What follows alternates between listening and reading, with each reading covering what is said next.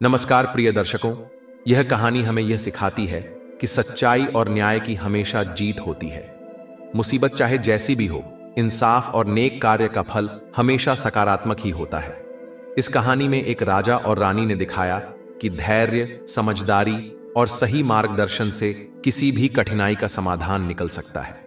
साथ ही यह भी दर्शाता है कि विद्या और ज्ञान का उपयोग सिर्फ व्यक्तिगत लाभ के लिए नहीं, बल्कि दूसरों की मदद और समाज की भलाई के लिए करना चाहिए।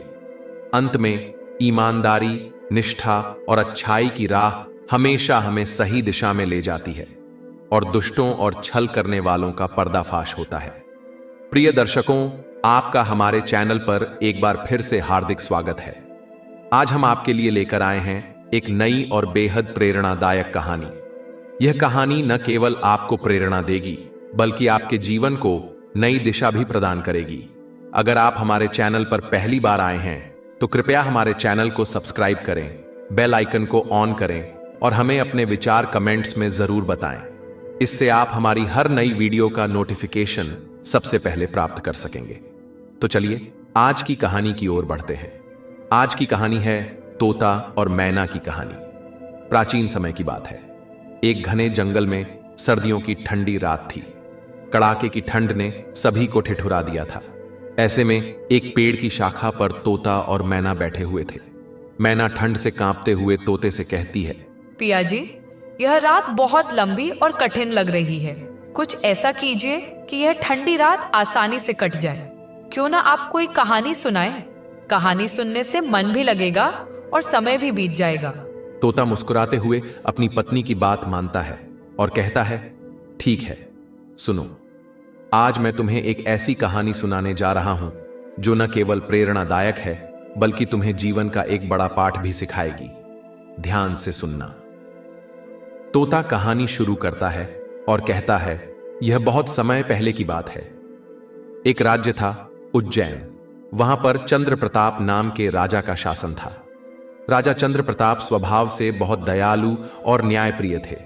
उनके मंत्री का नाम शिशुपाल था और राजा शिशुपाल पर अत्यधिक विश्वास करते थे।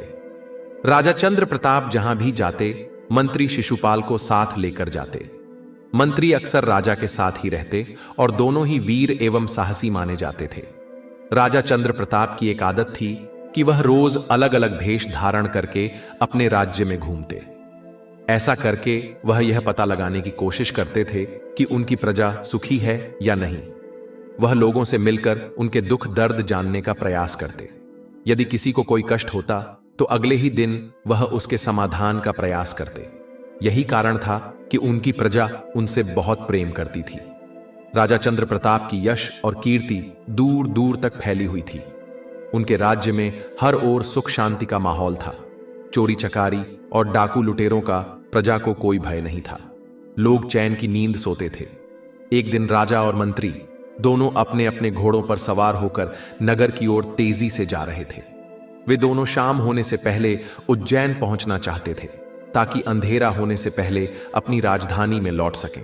राजा की एक और खासियत थी। जैसे ही उन्हें पता चलता कि उनकी प्रजा किसी कष्ट में है या कहीं गरीब और असहाय लोगों पर चोर लुटेरों ने हमला किया है, तो वह तुरंत अपनी सेना लेकर वहां पहुंच जाते। राजा को देखते ही लुटेरे और डाकू डर के मारे भाग खड़े होते। आज सुबह भी राजा चंद्र प्रताप को ऐसी ही एक खबर मिली। उनके एक दूत ने आकर सूचना दी कि लुटेरे भोले भाले किसानों के पशुओं और संपत्ति को लूट रहे हैं। हमेशा की तरह राजा चंद्र प्रताप ने मंत्री शिशुपाल और कुछ सैनिकों को लेकर तुरंत वहां पहुंचने का निश्चय किया। राजा के समय पर वहां पहुंचने के कारण लुटेरों को वहां से भागना पड़ा। जब लुटेरे वहां से भाग गए तो राजा ने अपने सैनिकों को किसानों की सहायता के लिए वहीं छोड़ दिया और स्वयं मंत्री शिशुपाल के साथ महल की ओर लौट पड़े। राजा और मंत्री इस समय राजधानी से 6 मील की दूरी पर थे। दोनों के घोड़े बहुत तेज दौड़ रहे थे। अचानक उनके घोड़े एकदम रुक गए और जोर जोर से हिनहिनाने लगे।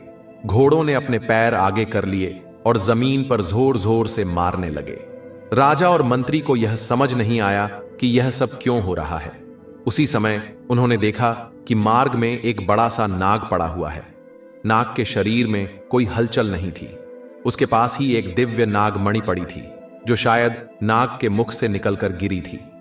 नाग को देखकर राजा चंद्र प्रताप ने सहानुभूति प्रकट करते हुए कहा, अरे, यह तो दिव्य मणि धारण करने वाले नागलोक का नाग है। इसके साथ ऐसा किसने किया होगा? इस वीर नाग की ऐसी दुर्दशा देखकर मेरा हृदय पीड़ा से भर गया है। राजा की बात सुनकर मंत्री शिशुपाल ने भी शोक प्रकट करते हुए कहा, हां महाराज, हमारे राज्य की धरती पर आज तक ऐसा पाप नहीं हुआ था, लेकिन आज ऐसा हो चुका है। यह बहुत ही दुर्भाग्यपूर्ण है। राजा ने चिंतित होकर कहा, हां शिशुपाल, यह बात तो बहुत बुरी हुई, लेकिन अब हम क्या करें? राजा ने नाग को देखकर सोचते हुए कहा, अब कोई उपाय नहीं बचा है।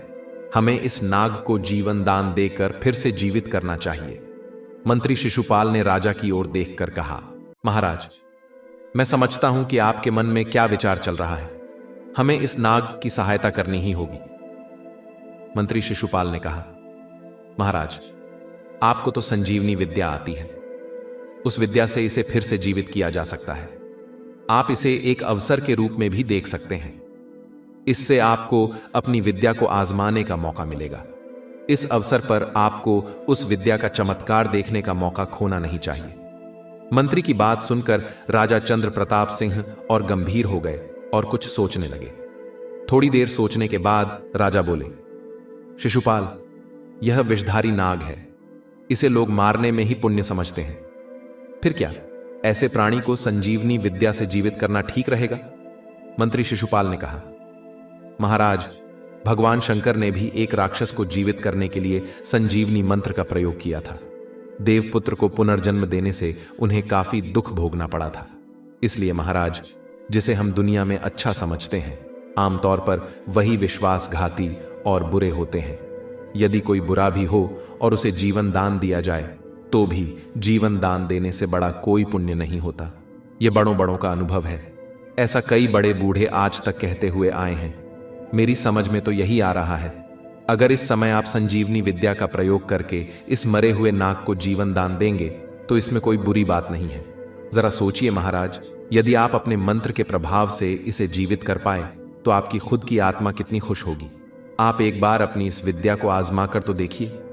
मंत्री शिशुपाल के इस तरह बार बार आग्रह करने पर राजा यह सोचने पर मजबूर हो गए कि शिशुपाल ठीक ही कह रहा है।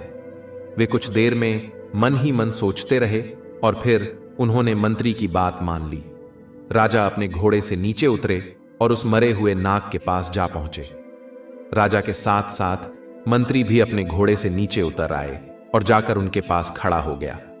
राजा अपनी संजीवनी विद्या के मंत्र को कुछ दूरी पर खड़े होकर पढ़ने लगे। राजा द्वारा बार बार कोशिश करने पर भी उस मरे हुए नाग में कोई हरकत पैदा नहीं हो रही थी। राजा को अपनी विद्या पर बहुत विश्वास था, लेकिन बहुत कोशिश करने के बाद भी वह नाग जीवित नहीं हो रहा था। राजा मन ही मन बहुत व्याकुल हो गए और यह सोचकर उन्हें खुद पर भी बहुत क्रोध आने लगा कि मेरा यह मंत्र काम क्यों नहीं कर रहा है। वे समझ नहीं पा रहे थे कि आज नाग पर मेरा संजीवनी मंत्र काम क्यों नहीं कर रहा है। यह सोचकर राजा मन ही मन दुखी हो रहे थे। तभी मंत्री ने कहा, महाराज, आपके मंत्र का कोई भी असर इस नाग पर दिखाई नहीं दे रहा है। इससे पता चलता है कि आपके गुरु ने आपको झूठा मंत्र बताया है, और ऐसे झूठे गुरु का क्या विश्वास करना है। राजा को अपने गुरु पर पूरा विश्वास था, इसलिए उन्हें मंत्री के कहे यह शब्द अच्छे नहीं लगे। राजा ने थोड़ा क्रोधित होते हुए कहा, नहीं नहीं मंत्री जी, ऐसा नहीं है। मेरे गुरु और संजीवनी मंत्र पर कभी अविश्वास मत करो, नहीं तो तुम्हें पाप लगेगा। मंत्री ने कहा, महाराज, मैं किस तरह विश्वास करूं? आप स्वयं ही देख लीजिए महाराज, यह नाग अभी तक जीवित नहीं हो सका है। यह सुनकर राजा का दिल जल गया। उसने कहा, मैंने इस काम को जानबूझकर करना स्वीकार किया है। जब तक यह पूरा नहीं होगा तब तक मुझे चैन नहीं मिलेगा। राजा को अंदर से तो बहुत बेचैनी महसूस हो रही थी। जब राजा से रहा नहीं गया तो उसने कहा, थोड़ा रुको। अगर इस नाग पर संजीवनी मंत्र का असर नहीं पड़ा तो मैं अपने दूसरे मंत्र शव प्रवेश का प्रयोग करता हूं। तुम देखना कि इस मंत्र का कैसा चमत्कारी प्रभाव होता है। फिर तुम मान जाओगे कि मेरे गुरु और उनकी दी हुई विद्या में कितनी सच्चाई और बल है। राजा ने बड़े गर्व से कहा। तो मंत्री ने बात को पलटते हुए कहा, जाने भी दीजिए महाराज, क्यों बेकार में पीछे पड़े हुए हो। चलो इस काम को छोड़ो, रात हो रही है, अंधेरा होने से पहले ही हमें राजधानी पहुंचना है। राजा ने मंत्री से कहा, नहीं नहीं, अब यह नहीं हो सकता। राजा की तो अब मन में बात आ गई थी। राजा थोड़े जोश में आकर बोले, मंत्री तुम मेरे शरीर को संभालो, मैं अपनी आत्मा इस नाग के शरीर में डालता हूं। तुम्हें यह मरा हुआ नाग थोड़ी देर में ही जीवित दिखाई देगा। जैसे ही यह चलने फिरने लगेगा, वैसे ही मैं जल्दी से अपनी आत्मा दोबारा अपने शरीर में डाल दूंगा और मैं वापस जीवित हो जाऊंगा। इस काम के करते ही हम राजधानी चलेंगे। मंत्री को राजा का कहना मानना पड़ा। राजा चंद्र प्रताप में पुरुषत्व प्रवेश मंत्र का जाप शुरू कर दिया। धीरे धीरे राजा का खुद का शरीर ढीला और निर्जीव पड़ने लगा। थोड़ी ही देर में राजा का शरीर शव बन गया और जो मरा हुआ नाग था वह जीवित होकर हरकत में आ गया। थोड़ी ही देर में उस नाग ने जोर से अपना फन ऊपर उठा लिया। बस उसी समय कुछ ऐसा हुआ जिसकी किसी ने उम्मीद भी नहीं की थी। जैसे ही राजा की आत्मा ने उस नाग के शरीर में प्रवेश किया, वैसे ही मंत्री ने अपनी आत्मा राजा के निर्जीव शरीर में डाल दी। इसके बाद उसने जल्दी से अपने निर्जीव शरीर की तलवार से टुकड़े टुकड़े कर डाले। नतीजा यह हुआ कि राजा की आत्मा, जो कि नाग के शरीर में प्रवेश कर चुकी थी, वह नाग में ही रही और मंत्री की आत्मा अब राजा के शरीर में जा चुकी थी। मंत्री अपनी उस चाल में कामयाब हो चुका था जिसके बारे में राजा ने सोचा भी नहीं था। अब राजा देहधारी मंत्री जोर जोर से हंसने लगा और कहने लगा, राजन, आज तक मैं इसी मौके की राह देख रहा था। आज कितने सालों के बाद मेरी यह इच्छा पूरी हुई है। राजन, अब आप नाग बन चुके हो और मैं राजा। राजन, अब तुम नागलोक में जाकर और वहां पर रहकर नागलोक के सुख भोगो। अब तुम यहां से निकलो। मंत्री की यह बात सुनते ही सर्प देहधारी ने फुकार मारी और कहा, दुष्ट विश्वासघाती मंत्री, तुमने मेरे साथ छल किया है, लेकिन देखना, मैं इस विश्वासघात का बदला अपने विषधारी दांतों से लेकर रहूंगा। अरे नीच पापी, तू देखना, मैं तुझे दंड देकर अपना शरीर वापस ले लूंगा। मैं देखता हूं कि तुम मुझसे बचकर कहां जाता है। इतना सुनते ही मंत्री क्रोध से भरकर चिल्लाया और बोला, देखो, आगे मत बढ़ना, अपना फन उठाने की कोशिश भी मत करना, वरना मैं अपनी तलवार से तेरी गर्दन अभी उड़ा दूंगा। तुम इसे अपना भाग्य समझ कि मैं तुझे जीवन दान दे रहा हूं। अब बिना देर किए यहां से चला जाऊं। सर्प देहधारी राजा कुछ नहीं कर सकता था। वह गुस्से में अपना फन जोर जोर से जमीन पर मारने लगा। उसकी बेबसी देखकर मंत्री जोर जोर से हंसने लगा और कहने लगा, सुन, तू समझता था कि सिर्फ तुझे ही संजीवनी मंत्र आता था, तो यह तेरी भूल थी। मुझे भी वह विद्या कम नहीं आती। आज जिस समय तू संजीवनी मंत्र का प्रयोग कर रहा था, उस समय मैं उसका विपरीत मंत्र पढ़ रहा था। हालांकि तूने नाग को जीवित करने की लाख कोशिश की, लेकिन यही कारण था कि तेरा मंत्र उस पर नहीं चल सका। मंत्री जोर से खिलखिलाकर हंस पड़ा। सर्प देहधारी राजा गुस्से में जोर से अपना फन जमीन पर पटकते हुए चिल्लाया, नीच विश्वासघाती, मैं तुझे ऐसा नहीं समझता था, मैं तुझे अपना बहुत हमदर्द समझता था। मंत्री राजा के शरीर में से खिलखिलाते हुए बोला, राजा, तू यह भी समझ बैठा कि बस तुम अकेले ही हो जो परिश्रम प्रवेश का मंत्र जानते हो। यह भी तेरी बहुत बड़ी भूल थी। जिस समय तुम्हारे गुरु अलका अनंत तुम्हें यह मंत्र सिखाते थे, उस समय मेरे पिता मुझे उस जगह पर ले जाया करते थे। तुम्हारे साथ साथ ही मैंने भी चुपचाप यह मंत्र अच्छी तरह से सीख लिया था। इसलिए यह विद्या जितनी तुम्हें आती है, उतनी ही मुझे भी आती है। शायद तुझसे ज्यादा मुझे आती है, क्योंकि मंत्री पर राजा की अपेक्षा सरस्वती माता की कृपा अधिक रहती है। जा, अब अपने रास्ते चला जा। नाग कही का। नागराज ने भी भीतर तड़पते हुए थोड़ी देर सोचा कि बेकार में ही इस दुष्ट के हाथों तलवार से मरने से तो अच्छा है कि अपने इसी हाल में जीवित रहना चाहिए। यह सोचकर राजा गुस्से में फन पटकता हुआ घास में घुसता हुआ चला गया। जाते समय उसकी आत्मा मंत्री को ही कोस रही थी। वह मन ही मन कोस रहा था कि कपट्टी नीच, इस दुष्कर्म का फल तुझे एक न एक दिन भोगना ही पड़ेगा। जाते जाते हुए जोर से बोला, तुम्हें इसका दंड अवश्य मिलेगा। नाग बने राजा की यह आवाज जंगल में काफी देर तक गूंजती रही। फिर वह आवाज धीरे धीरे शांत हो गई। राजा की देह धारण किए हुए मंत्री शिशुपाल घोड़े पर बैठकर राजधानी की ओर चल पड़ा। वह मन ही मन बहुत खुश था। उसके दिमाग में तरह तरह के विचार आ रहे थे। वह सोचता हुआ जा रहा था कि उसने अपनी चाल के द्वारा राजा को हमेशा के लिए अपने रास्ते से हटा दिया है। अब उसे किसी का कोई भय नहीं है और ना ही कोई बाधा उसके रास्ते में आएगी। वह अपना बाकी का जीवन राजा बनकर खुशी खुशी आनंद के साथ राजमहल में बिताएगा। अब इतने बड़े नगर का साम्राज्य उसके हाथों में होगा। इस राज्य का प्रत्येक व्यक्ति अब उसके इशारों पर नाचेगा। चारों ओर उसका दबदबा होगा। इस तरह की मीठी मीठी कल्पना करके उसे बहुत आनंद आ रहा था। आज उसे ऐसा लग रहा था मानो पृथ्वी की सारी खुशियां उसे मिल गई हों। घोड़ा तेज रफ्तार से दौड़े जा रहा था। मंत्री ने राजा के रूप में एक हाथ से घोड़े की लगाम पकड़ रखी थी। पृथ्वी पर चारों तरफ अंधकार फैल गया था। रात होने के कारण नीले नीले आकाश पर तारे चमक रहे थे। मंत्री अपने घोड़े पर तेजी से राजधानी की ओर बढ़ता जा रहा था। चारों ओर जंगल में साए साए की आवाज में उसे अपने दिल की धड़कन साफ सुनाई दे रही थी। धीरे धीरे मंत्री राजा बनकर राजधानी में प्रवेश कर गया। राजधानी में प्रवेश करते ही उसका स्वागत किया गया। उसने जल्दी से अपने हाथ ऊपर करके सबको रोकते हुए कहा, आज बड़े दुख की बात है। मैं और मेरा मंत्री शिशुपाल लुटेरों को खदेड़कर जब वापस राजधानी लौट रहे थे, तभी रास्ते में घने जंगल में पहुंचते ही एक खूंखार शेर ने अचानक छलांग लगाकर मंत्री पर हमला कर दिया और मंत्री को मार डाला। और इस तरह आज मैंने अपने एक अच्छे साथी को खो दिया। मैं किसी तरह से शेर के पंजों से बचकर निकल आया। अचानक से हुई मंत्री जी की इस तरह की दुखद मौत से मेरा मन बड़ा दुखी हो गया है।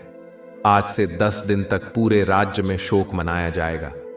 राज्य के सभी झंडों को नीचे झुका दो और खजाने में से 100 सोने की मोहर मंत्री के शोकग्रस्त परिवार को मेरी ओर से दे दो। मंत्री शिशुपाल ने बिल्कुल राजा की आवाज में नाटक करते हुए अपना दुख प्रकट किया। मंत्री ने शरीर पर राजा के वस्त्र धारण किए हुए थे, फिर किसको उसके ऊपर शक हो सकता था। इसके बाद उस दुष्ट राजा बने मंत्री ने भारी कदमों से महल में प्रवेश किया। मंत्री की इस अचानक मृत्यु का शोक समाचार राज्य में चारों ओर फैल गया। महल पर लगा हुआ झंडा झुका दिया गया। राजदूत, दास, दासियां और सारे राज दरबारी शोक में डूब गए। जैसे ही शिशुपाल ने राजमहल में कदम रखा, वैसे ही रानी आरती का स्वर्ण स्थान लेकर आरती उतारने के लिए सामने आई, परंतु राजा ने उसे रुकने का इशारा किया। रानी भारी कंठ से बोली, महाराज ज्यादा दुखी मत होइए, शायद भाग्य में यही लिखा था। मंत्री ने राजा की आवाज में दुख व्यक्त करते हुए कहा, वह मेरा प्रिय मंत्री था। वह ऐसी बेमौत मारा गया है, इसलिए मैं अपने आप को संभाल नहीं पा रहा हूं और तुम कहते हो कि मैं दुखी ना हूं। रानी ने राजा को बहुत समझाया और कहा, शांत हो जाइए महाराज, आज दुख किसको नहीं है। भगवान की बहुत कृपा हुई है कि उन्होंने आपके प्राण बचाए और मेरा सुहाग बना रहा। महाराज, मुझे अपनी आरती उतारने दो। राजा मंत्री बना हुआ बोला, नहीं, अभी मेरा मन ठीक नहीं है, अभी मुझे अकेले रहने दो। इतना कहकर मंत्री चुपचाप राजा के कक्ष में चला गया। उसने रानी की विनती अनसुनी कर दी। रानी हार कर चुपचाप अपने कक्ष में लौट आई। राजा के इस तरह से शोकग्रस्त होने के कारण उसका दिल भी भर उठा था। आधी रात का समय था। रानी अपने पलंग पर लेटी हुई थी। कमरे में हल्की रोशनी फैली हुई थी। सोने से पहले उसने भगवान से प्रार्थना की और थोड़ी देर बाद उसकी आंख लग गई। अभी आधा घंटा भी नहीं बीता होगा कि अचानक उसके कानों में आवाज आई। उसे लगा जैसे वह आवाज उसे कह रही हो, रानी, यहां से उठकर जल्दी से कहीं दूर चली जाओ। यह तेरा सुहाग नहीं है, तेरा सुहाग खतरे में है। तेरा पति दिखाई देने वाला राजा की देह धारण किए हुए यह शैतान मंत्री है। राजा चंद्रप्रताप नहीं, इस दुष्ट कपटी ने तेरे सुहाग को धोखा देकर राजा की देह धारण की है। यह जो कुछ कर रहा है, यह सब नाटक है। तेरा पति राजा चंद्रप्रताप अदृश्य रूप में है और बहुत ही दुख से तुझे यह संदेश दे रहा है। इस समय राजा चंद्रप्रताप सर्प की देह को धारण किए हुए हैं। धीरे धीरे तुझे सारी घटना मालूम हो जाएगी। अभी तुम जल्दी से उठकर यहां से कहीं दूर चली जाओ। इस नीच दुष्ट मंत्री ने राजा को बहुत बड़ा धोखा दिया है। आगे की चिंता छोड़ो, समय आने पर सब ठीक हो जाएगा, तब तक तुम भगवान का नाम लो। इसके बाद रानी की नींद खुल गई। रानी झट से हड़बड़ाकर उठकर बैठ गई। उसका शरीर पसीने में भीगा हुआ था। उसने कक्ष में इधर उधर देखा, पर उसे कहीं पर कोई भी नजर नहीं आया। कक्ष में शांति थी, दीपक जल रहा था, कहीं कोई परिवर्तन नहीं था। रानी की सांसें तेजी से चल रही थीं और उसे कुछ नहीं सूझ रहा था। रानी थोड़ी देर तक वही बातें याद करती रही और फिर पड़ोस के कमरे में जाकर उसने अपनी एक विश्वास पात्र दासी को धीरे से उठाया और उसके कान में कुछ कहा। उसके बाद वह चुपके से अपने वस्त्र और आभूषण लेकर रात में ही राजमहल के पीछे के रास्ते से बाहर निकल गई। चारों ओर अंधेरी रात का सन्नाटा छाया हुआ था। सारा राजमहल नींद में सोया हुआ था। तभी उन्हें किसी के खांसने की आवाज सुनाई दी और एक कुत्ता भौंका। आवाज सुनकर रानी और दासी दोनों छुप गईं। बाद में वे जल्दी जल्दी एक गुप्त रास्ते के द्वारा दूर जंगल में पहुंच गईं। उन दोनों को चलते चलते सुबह हो गई। मुर्गे ने बांग दी। वे दोनों एक नदी पर जाकर रुक गईं। वहां उन्होंने अपना मुंह हाथ धोया और कुछ फलाहार किया। जाकर उनके दिल की धड़कन कुछ कम हुई। बाद में उन्होंने अपना भेष बदल लिया। ऐसे ही गिरते पड़ते आगे जंगल में बढ़ती गईं। अगर उन्हें कोई आवाज सुनाई देती तो वे किसी पत्थर या फिर पेड़ के पीछे छुप जातीं और फिर से आगे बढ़ने लगतीं। चलते चलते उन्हें दोपहर हो चुकी थी। अब वे दोनों पहाड़ी की दूसरी तरफ उस भयानक जंगल को छोड़कर एक गांव के पास आ पहुंची। वहां पर उन्हें एक खंडहर नुमा मंदिर दिखाई दिया। चलते चलते वे काफी थक चुकी थीं, इसलिए उन्होंने वहीं पर विश्राम करने की सोची और थके होने के कारण थोड़ी ही देर में उन्हें गहरी नींद आ गई। उधर सुबह होते ही सारे महल में खलबली मच गई। सारी दीवारें चीख चीख कर कह रही थीं कि रानी महल से गायब हो गई है। सब दास दासियां उदास चेहरे लेकर भाग दौड़ कर रहे थे। धीरे धीरे यह बात मंत्री के कानों तक भी पहुंची। यह सुनते ही मंत्री सन्न रह गया। जब उसके पास आकर एक दास कहने लगा कि रानी जी गायब हो गई हैं, तो मंत्री बड़े गुस्से में बोला, क्या कहते हो? फिर एक दासी ने थर थर कांपते हुए बताया, यह सच है महाराज। मंत्री पागलों की तरह गुस्से में चिल्लाकर बोला, नहीं, ऐसा नहीं हो सकता। इतनी देर में दूसरे दास ने डरते हुए हाथ जोड़कर कहा, बड़ी अनहोनी हो गई महाराज। रानी के साथ एक दासी थी जो उनकी मुंहबोली दासी थी। वह भी उनके साथ चली गई है और उसका भी कोई पता नहीं चल रहा। राजा बने मंत्री ने कहा, तुम यहां मेरा मुंह क्या देखते हो? जाओ और सारे राज्य का चप्पा चप्पा छान मारो। आज के आज रानी को ढूंढकर वापस लाओ। अगर आप लोगों ने पता नहीं लगाया तो आपको सख्त से सख्त दंड मिलेगा। और आदेश दिया कि सारे राज्य में ढिंढोरा पिटवा दिया जाए कि जो भी रानी को ढूंढ कर लाएगा हम उसे मुंह मांगा इनाम देंगे।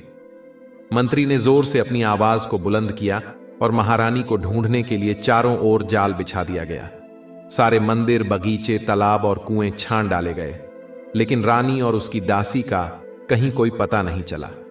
उन्हें ढूंढते ढूंढते सुबह से दोपहर हो गई और दोपहर से शाम हो गई। राजमहल में चिंता से परेशान बैठा मंत्री शिशुपाल मन ही मन सोच रहा था कि अचानक यह सब कैसे हो गया। कहीं रानी को मेरे रहस्य का पता तो नहीं चल गया। उसे यह सोचकर तसल्ली मिली कि यह तो हो ही नहीं सकता। यह सब रानी को कैसे पता चल सकता है जब यह बात सिर्फ मुझे ही मालूम है? तो रानी को कौन बताएगा? इसके बाद उसके मन में फिर से यही विचार आने लगे कि यदि रानी को कुछ भी पता नहीं है तो रानी ऐसी चुपके से उठकर कहां चली गई।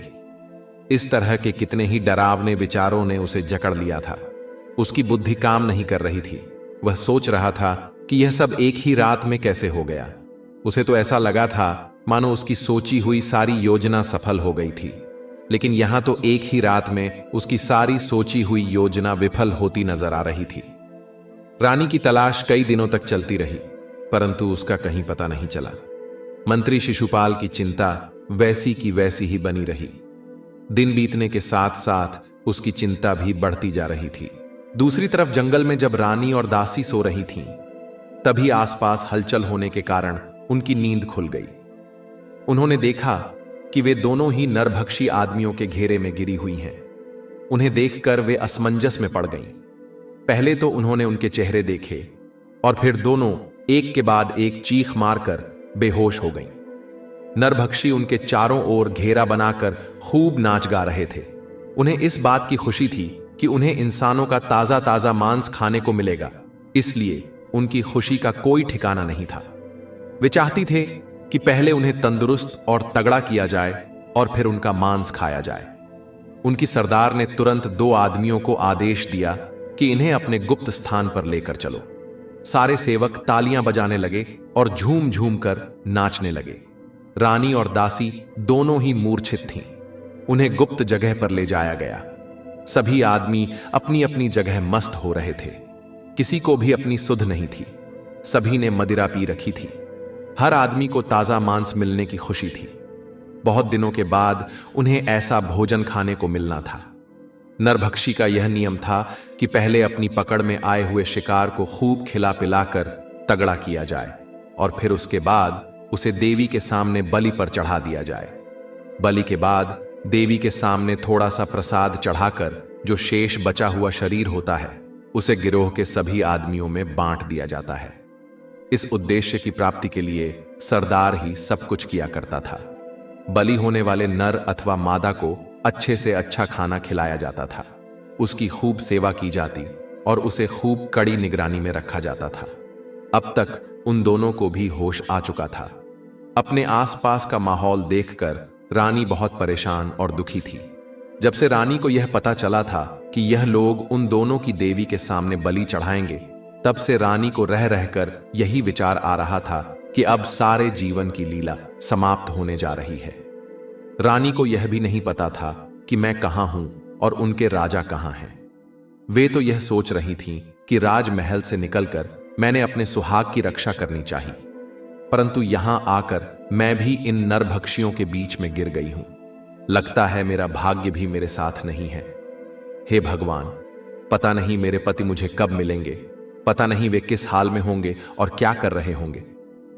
उधर नागदेहदल्ली रात के अंधेरे में चलते चलते जंगल में एक बरगद के पेड़ के नीचे घास फूस और पत्तों के बीच में जाकर छुपकर बैठ गया। वह मन ही मन बहुत दुखी था। आज ही कोसों दूर चलने से वह बहुत थक गया था और मन ही मन दुष्ट मंत्री पर बहुत गुस्सा कर रहा था, परंतु वह विवश था। वह कुछ कर भी नहीं सकता था। पत्तों के नीचे घास में बैठे हुए उसने कई बार सोचा कि वे वहां जाकर उस दुष्ट को काट कर मार दें, परंतु तभी उसे ख्याल आया कि इस मंत्री की आत्मा जो उसके शरीर में है, वह आत्मा तो शरीर से निकल जाएगी, लेकिन काटने के कारण उसकी देह भी विषधारी हो जाएगी और मेरी आत्मा उसमें कभी नहीं जा सकेगी।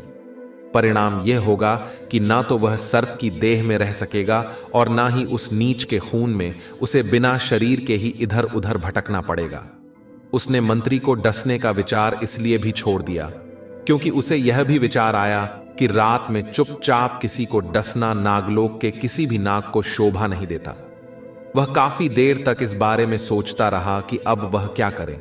वह अपने आप से ही प्रश्न करता रहा और काफी देर सोचने के बाद उसने निर्णय लिया कि अब जो कुछ भी होगा उसको भोगने में ही भलाई है। तभी उसे रानी की याद आ गई और वह परेशान हो उठा। रानी की याद आते ही उसने सोचा कि अब रानी का क्या होगा। राजा चंद्र प्रताप की आत्मा तड़प उठी, उससे रहा नहीं गया। उसने उसी समय अपना सर्प का शरीर वहीं छोड़ दिया और आधी रात को अदृश्य रूप में जाकर रानी को सब कुछ बताते हुए सावधान कर दिया था, ताकि वे तत्काल राजमहल छोड़कर जल्दी से जल्दी निकल जाएं और अपने सुहाग की रक्षा करें। ऐसा करने के बाद उसने वापस आकर अपनी आत्मा नाग के शरीर में डाल दी और नागदेव को धारण कर लिया। अब वे वहीं पर घास और पत्तों में छुपकर बैठ गया। भूख के मारे उसका बुरा हाल था, परंतु रात में क्या हो सकता था। थोड़ी देर बाद सुबह होने लगी। उसने घास फूस और पत्तों की ढेरी में से अपना सिर धीरे से ऊपर निकालकर इधर उधर देखा। चारों तरफ धुंधला था, उसे कोई भी पक्षी नजर नहीं आ रहा था। अब इधर उधर चलकर अपना भोजन ढूंढने के लिए उसकी इच्छा नहीं हो रही थी। उसने वापस अपना सिर पत्तों की ढेरी में छुपा लिया और वैसे ही चुपचाप पड़ा रहा। समय का एक एक पल पहाड़ की भांति गुजर रहा था। काफी देर इंतजार के बाद आखिर दिन निकल गया। उसने घने बरगद के पेड़ के ऊपर बैठे पक्षियों की तरह तरह की आवाजें सुनी। राजा चंद्र प्रताप हर पक्षी की भाषा खूब अच्छी तरह से समझता था। इसलिए उनकी आवाज सुनकर राजा को मन ही मन बहुत खुशी हुई। वे कान लगाकर पक्षियों के चहकने की आवाज सुन रहे थे। उन्हीं आवाजों के बीच उसे एकाएक एक तोते की आवाज सुनाई दी। वह तोता कह रहा था, अरे भाई, चंद्रपुर के उस दयालु राजा शीलभद्र का क्या कहना, कितना पुण्यवान राजा है। तुझे क्या बताऊं कि कल उसके राज्य में कितनी धूमधाम से त्योहार मनाया गया, सबको दान दिया गया, त्योहार संपूर्ण हो गया। हजारों पक्षी वहां इकट्ठा हुए थे, प्रत्येक पक्षी को उसकी इच्छा अनुसार दाना पानी मिला। कल ही तो हम वहां से खा पी कर लौटे। दूसरे तोते ने आश्चर्य में भरकर कहा, अच्छा। इसके बाद पहले तोते ने फिर से कहना शुरू किया, हां यार, लेकिन दो तोते बड़े कपटी निकले। वे अपने सब साथियों को छोड़कर आगे चले गए। हमने भी निश्चय कर लिया कि उन्हें सजा अवश्य मिलनी चाहिए। हमने उनका पीछा किया। एक ने तो माफी मांग ली, परंतु दूसरा थोड़ा अकड़ू था। उसने माफी का एक शब्द भी नहीं बोला। हम सब ने उसकी खूब दुर्गति की। अब वह घायल होकर पड़ा है। दूसरे तोते ने करुणा से भरकर कहा, अरे अरे, ये तुमने क्या किया? तुम्हें ऐसा नहीं करना चाहिए था। अब उस तोते का क्या हाल है? वे इस समय कहां हैं? उस तोते ने कहा, खुद ही अपनी आंखों से देख लो। वह देखो, सामने की डाल पर कैसे घायल अवस्था में पड़ा है। तोते ने दूसरे तोते के सामने की डाल की ओर इशारा करते हुए कहा। दूसरे तोते ने नजर घुमाकर डाल की तरफ देखा। घायल तोता बुरी तरह फड़फड़ा रहा था। ऐसा लगता था मानो उसका सारा शरीर डाल से छूटकर जमीन पर गिर पड़ेगा। उसके पंख जगह जगह से टूटे हुए थे और बचे खुचे पंखों पर लाल लाल धब्बे नजर आ रहे थे। उसे सुनने वाले तोते ने दुख प्रकट करते हुए कहा, अरे, ये तो वाकई बहुत जख्मी हो गया है, मानो अपना दम तोड़ना चाहता है। पहला तोता हंसते हुए बोला, तो डर किस बात का है? नीचे शिकारी का जाल बिछा हुआ है। देखो, शिकारी खुद ताक में बैठा है। वह अब भी इसी जाल में समेट लेगा इसे, कोई कष्ट नहीं होगा। शिकारी की बात सुनते ही सारे तोते सहम उठे, मानो उन्होंने साक्षात मौत के दर्शन कर लिए हों। उन्होंने अपने अपने मुंह पैरों में छुपा लिए। उनकी सारी बातें सर्पदेहधारी राजा सुन चुका था। उसने धीरे से अपना फन उठाकर डाल की तरफ देखा। उसके मन में तेजी के साथ एक विचार आया, कितना अच्छा भोजन मिला है, मजा आ गया। परंतु दूसरे ही क्षण उसे दूसरा विचार आया, यह तोता मरने वाला है। तोते को अपना भोजन बनाने से कहीं ज्यादा अच्छा है कि क्यों ना इसके मरते ही मैं नाग शव से अपनी आत्मा को निकालकर इस तोते के शरीर में डाल दूं। उसने ध्यान रखा और जैसे ही तोते की मौत हुई, उसने वैसा ही किया। उसने अपने उस नाग शरीर को छोड़कर अपनी आत्मा तोते के शरीर में डाल दी। उसी समय दम तोड़ता हुआ तोता फिर से जीवित हो गया। देखते ही देखते वह तोता डाल पर से नीचे गिरा और नीचे शिकारी के जाल में फंस गया और जोर से फड़फड़ाने लगा। अब वह शिकारी के जाल से निकलने की कोशिश कर रहा था, परंतु उसके पंजे जाल में बुरी तरह से फंस चुके थे। उसके फड़फड़ाने से जाल जोर जोर से हिल रहा था। उस बड़े और सुंदर तोते को जाल में फंसा हुआ देखकर शिकारी के मुंह में पानी भर आया। वह खुश हुआ और मन ही मन कहने लगा, आज तो मुझे अच्छा शिकार मिला है। घर जाते ही पत्नी भी देखकर खुश हो जाएगी। उसने झट से अपना जाल समेटा। इतने में उसकी नजर बड़े भयंकर मरे हुए सांप के ऊपर गई। उसे देखकर शिकारी बुरी तरह से घबरा गया। उसने जल्दी से अपना जाल कंधे पर डाला और वहां से अपनी जान बचाकर भागा। वह बहुत दूर जाकर रुका और फिर उसने पीछे मुड़कर देखा। मरे हुए सांप को देखकर उसे ऐसा लग रहा था जैसे वह सांप अभी भी उसका पीछा कर रहा हो। वह बुरी तरह से हांफते हुए घर पहुंचा। फिर उसने कंधे से अपना जाल उतारकर एक तरफ पटक दिया। जाल में फड़फड़ाते हुए तोते को देखकर शिकारी की पत्नी बहुत खुश हुई। उसकी पत्नी ने जल्दी से उसे जाल से निकालकर एक पिंजरे में डाल दिया। शिकारी ने जंगल का सारा किस्सा अपनी पत्नी को सुनाते हुए कहा, मैंने रात में ही जाल दिया था और इस तोते को पकड़ लिया। जैसे ही मैं वहां से चलने लगा, तभी मेरी नजर थोड़ी दूरी पर पड़े एक भयंकर सांप पर पड़ी। आज तो मुझे भगवान ने ही बचाया है। सांप मरा हुआ था, वरना आज मैं जिंदा वापस घर नहीं लौटता। पति के मुंह से ऐसी बातें सुनकर उसकी पत्नी का सांस ऊपर का ऊपर और नीचे का नीचे रह गया और वह कहने लगी, हे भगवान, यह तो भगवान की कृपा थी जो आप सही सलामत घर पहुंच गए। शिकारी बोला, अरे, मैंने आप देखा ना ताव। जल्दी जल्दी जाल खोला और तोते सहित जैसे तैसे जाल को अपने कंधे पर डालकर वहां से भाग निकला। अभी भी वह बात याद आती है तो मेरे रोंगटे खड़े हो जाते हैं। शिकारी की पत्नी ने कहा, रोंगटे खड़े होने वाली तो बात है, मेरा तो सांप को देखते ही दम निकल जाता है। कुछ देर वह रुकी और कहने लगी, ये तोता तो काफी बड़ा है, आज तो मजा आ जाएगा। कुछ समय बाद शिकारी अपने चाकू को पत्थर पर घिसकर तेज करने लगा। उसके बाद उसने तोते को पकड़ने के लिए पिंजरे में हाथ डाला। उसी समय तो तोता जोर जोर से चीखते हुए बोला, मुझे मत मारो, मत मारो, पहले मेरे जख्मों पर औषधि लगाओ, मैं तुम्हें मालामाल कर दूंगा। शिकारी तोते की बातें सुनकर बहुत हैरान था। उसने अपने जीवन में आज तक किसी भी तोते को इस तरह बातें करते हुए नहीं सुना था। उसका हाथ वहीं का वहीं रुक गया। शिकारी हैरानी से आंखें फाड़ फाड़ कर उस तोते को देख रहा था।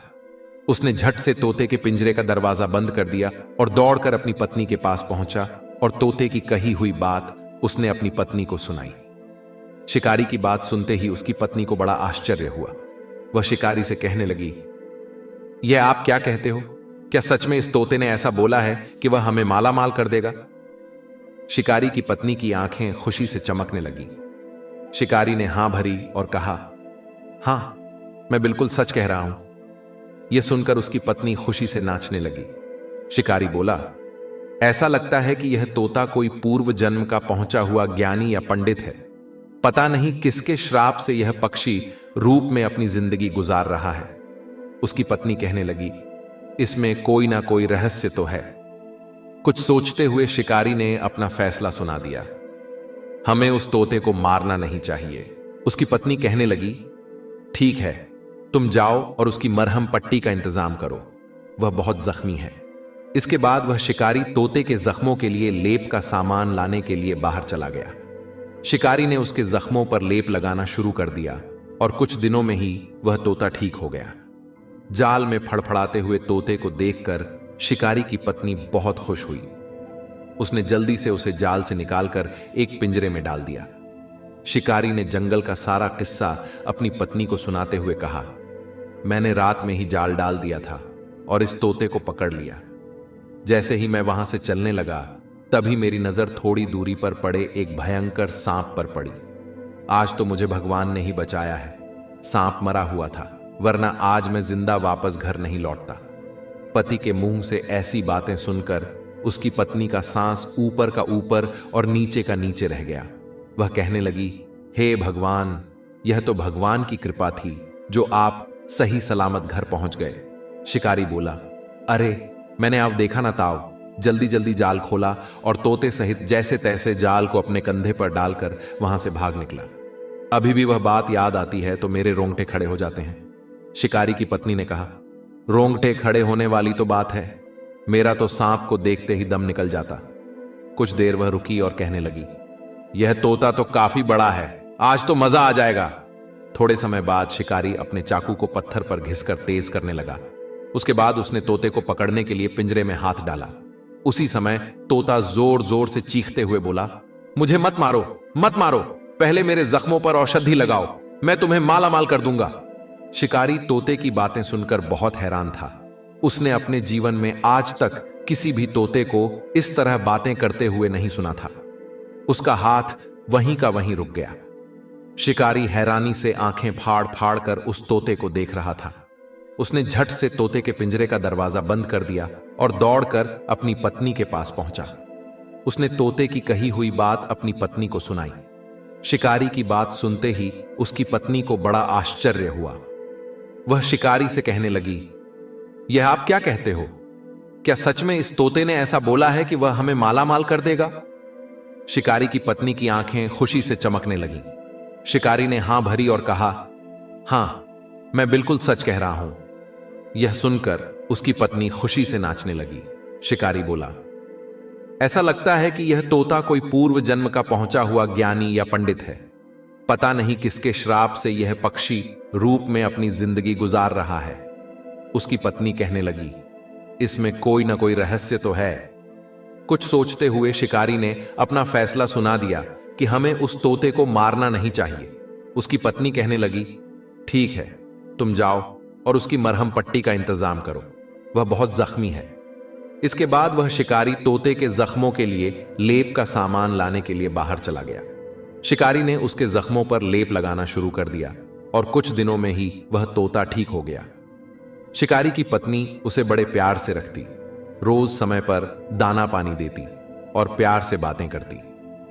एक दिन शिकारी ने तोते का रहस्य जानने की ठानी। उसने पूछा, भाई, तुम पक्षी रूप में होकर भी इंसानों की तरह बात करते हो, आखिर तुम कौन हो? उस समय शिकारी की पत्नी भी वहीं पास बैठी थी और तोते का जवाब सुनने को बेहद उत्सुक थी। शिकारी भी सांस रोककर तोते के उत्तर का इंतजार करने लगा।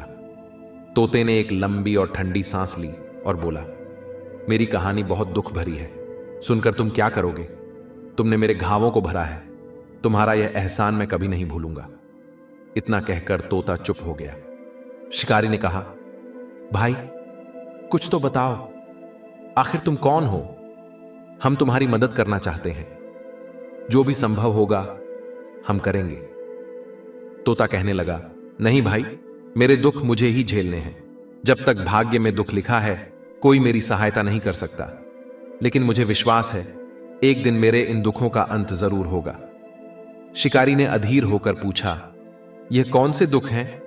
साफ साफ क्यों नहीं बताते? शिकारी की उत्सुकता देखकर तोता, जो वास्तव में एक राजा था, अपना सारा किस्सा सुनाने लगा। उसने बताया कि वह एक राजा है और कैसे एक मंत्री के धोखे के कारण वह तोता बन चुका है। उसकी कहानी सुनकर शिकारी और उसकी पत्नी की आंखें फटी की फटी रह गईं। दोनों ने हाथ जोड़कर कहा, महाराज, यह एक गरीब की कुटिया है, हमें दुख है कि आपको यह दिन देखने पड़े। आप बताइए, हम आपके लिए क्या कर सकते हैं?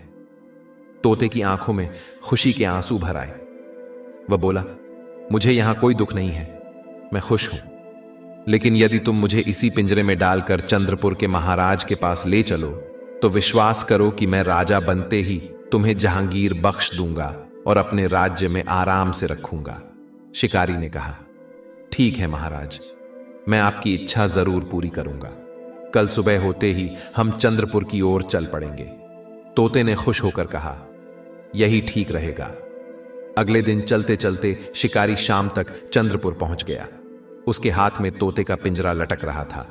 महल के पास पहुंचकर उसने जोर जोर से चिल्लाना शुरू किया, देखो देखो, एक निराला तोता, इसके मुंह से हर लड़ाई झगड़े का न्याय सुनो। बड़ा ज्ञानी और पंडित तोता, कीमत केवल 10 मुद्राएं। शिकारी की आवाज सुनकर आसपास के लोग इकट्ठा हो गए। वे आश्चर्य से तोते को देखने लगे। धीरे धीरे यह बात चंद्रपुर के राजा तक पहुंची। राजा ने तुरंत सिपाहियों को भेजकर शिकारी को महल में बुलवा लिया। राजा के सामने पहुंचकर शिकारी ने पिंजरे को नीचे रखा और हाथ जोड़कर खड़ा हो गया। राजा ने पूछा, शिकारी, हमने सुना है कि तुम्हारा तोता लड़ाई झगड़ों का फैसला करता है, क्या यह सच है? शिकारी ने कहा, जी महाराज, यह बात सच है, आप खुद आजमा सकते हैं। राजा ने कहा, हमने तो यह भी सुना है कि यह बड़ा ज्ञानी है। शिकारी ने उत्तर दिया, यह भी सच है महाराज। राजा ने पूछा, तुम इस तोते की कितनी कीमत चाहते हो? शिकारी ने हाथ जोड़कर कहा, गरीब का क्या माए बाप, जो भी आप देंगे सिर माथे पर। राजा ने कहा, ठीक है, हम तुम्हें सोने की 10 मुद्राएं देंगे। यह सुनकर शिकारी हक्का बक्का रह गया। उसकी आंखों में सपने तैरने लगे। राजा ने कहा, लेकिन याद रखना, अगर तुम्हारी बात गलत निकली तो तुम्हें कठोर दंड मिलेगा। शिकारी ने कहा, मुझे मंजूर है महाराज। राजा ने कहा, तो ठीक है, हम तुम्हारे रहने का प्रबंध करते हैं। तुम 2-3 दिनों तक राज्य से बाहर नहीं जा सकते। शिकारी ने कहा, जैसी आपकी आज्ञा महाराज। राजा ने सेवक को आदेश दिया कि वह शिकारी को ठहराने की व्यवस्था करे। इसके बाद तोते को एक नए सोने के पिंजरे में डाल दिया गया और पुराना पिंजरा फेंक दिया गया। सोने के पिंजरे को एक रत्न जड़ित खंभे पर लटका दिया गया। उसी समय राजा शीलभद्र के राज्य के पूर्वी भाग में विद्रोह चल रहा था। उन्हें उस विद्रोह के अचानक शांत होने की खबर मिली। राजा ने यह सुनकर पूछा, आखिर क्या वजह है कि चारों ओर खुशी के समाचार मिल रहे हैं? उन्होंने इन खुशियों का श्रेय उस तोते को दिया। अब राजा को यह यकीन हो चला कि जब से यह तोता राजमहल में आया है, अपने साथ केवल खुशियां लेकर आया है। तीसरे दिन दरबार में एक अजीबोगरीब विवाद पेश हुआ। 4 रुई के व्यापारी थे, जिनका रुई की गांठों का एक बड़ा गोदाम था। चारों व्यापारी समान साझेदारी में व्यापार करते थे और उन्होंने एक बिल्ली पाल रखी थी। वह बिल्ली दिन रात गोदाम में रहती और चूहों से रुई की गांठों की रक्षा करती। लेकिन समस्या यह थी कि चारों व्यापारियों ने उस बिल्ली का एक एक पैर अपना अपना मान लिया था और हर व्यापारी उस पैर का मालिक होने का दावा करता था। एक व्यापारी ने हाथ जोड़कर राजा से कहा, महाराज, एक दिन उस बिल्ली के पिछले बाएं पैर को चोट लग गई। वह पैर मेरा था। मैंने उसकी देखभाल की, तेल लगाकर पट्टी बांधी और उसे अपने पास बैठा लिया। ठंड का समय था और हम अंगीठी में कोयले डालकर आग ताप रहे थे। बिल्ली वहीं बैठी थी और अपनी दुम हिला रही थी। हम चारों बातें करने में इतने मशगूल थे कि हमें पता ही नहीं चला कि कब उसका जख्मी पैर आग की चपेट में आ गया। जैसे ही उसके पैर में जलन हुई, वह दर्द से छटपटाती हुई गोदाम में दौड़ने लगी। जहां जहां वह भागी, वहां वहां रुई की गांठों ने आग पकड़ ली। देखते ही देखते पूरा गोदाम जलकर राख हो गया। इस दुर्घटना में हमें भारी नुकसान हुआ। अब ये तीनों व्यापारी मुझ पर सारा दोष डाल रहे हैं। उनका कहना है कि क्योंकि उस पैर का मालिक मैं था, इसलिए नुकसान की भरपाई मुझे ही करनी चाहिए। उसकी बात सुनकर बाकी तीन व्यापारी एक साथ खड़े हो गए और बोले, महाराज, हमारी मांग न्याय संगत है। यही उस पैर का मालिक था। उसी ने पैर पर पट्टी बांधी थी और उसी पट्टी के कारण आग लगी। अगर पट्टी न बांधी गई होती तो यह हादसा नहीं होता। इसलिए इस नुकसान का जिम्मेदार यही है। चौथे व्यापारी ने भी हाथ जोड़कर कहा, महाराज, यह न्याय संगत नहीं है। बिल्ली हम चारों की समान संपत्ति थी। उसने हमेशा हमारी संपत्ति की संरक्षा की। जब तक लाभ होता रहा, हमने बराबर बांटा। तो क्या घाटे को भी चारों में समान रूप से नहीं बांटा जाना चाहिए? उनकी बातें सुनकर सारा दरबार शांत हो गया। हर व्यापारी की दलील सुनने में उचित और तर्कपूर्ण लग रही थी। चारों व्यापारी अपनी अपनी जगह अपने तर्कों पर अडिग थे। अब इस विवाद का क्या हल निकले? तीनों व्यापारी बोले, महाराज, अब आप ही इस विवाद का समाधान करें। चौथे व्यापारी ने भी राजा से न्याय की अपील करते हुए कहा, मुझे पूरा भरोसा है कि आप हमेशा की तरह आज भी सच्चा और निष्पक्ष न्याय करेंगे। सारा दरबार सांस रोके हुए राजा की ओर देख रहा था। राजा को अचानक कुछ सूझा। उनके पीछे जो एक सेवक खड़ा था, उन्होंने उसे तोते का पिंजरा लाने के लिए कहा। राजा ने सोचा कि यह तोते की न्याय बुद्धि की परीक्षा लेने के लिए बिल्कुल सही समय है। अब मुझे इस तोते की न्याय बुद्धि की परीक्षा लेकर देख लेनी चाहिए। देखते हैं कि वह तोता इस पेचीदा मामले में कैसा फैसला सुनाता है। उन्होंने तुरंत दरबार को संबोधित करते हुए कहा, सब शांत हो जाओ। आज मेरी जगह यह मेरा प्यारा तोता तुम लोगों के इस झगड़े का न्याय करेगा। इसका न्याय चारों व्यापारियों और दरबारियों को मानना होगा। इस प्रकार उसे मेरा ही न्याय समझा जाएगा। यह कहकर राजा शीलभद्र तोते की तरफ देखने लगे। नौकर तोते के पिंजरे को उठाकर आगे आकर खड़ा हो गया। उसने पिंजरे को ऊपर उठा दिया ताकि सारे दरबार को तोता दिखाई दे सके। दरबार में उपस्थित प्रत्येक आदमी सांस रोककर फैसला सुनने के लिए अधीर हो गया। तोते ने कहा, जब तक बिल्ली अंगीठी के नजदीक थी, तब तक रुई की गांठों को किसी भी प्रकार का कोई भी नुकसान नहीं पहुंचा, परंतु उसकी वह जलती हुई पट्टी उस समय नुकसान का कारण बनी।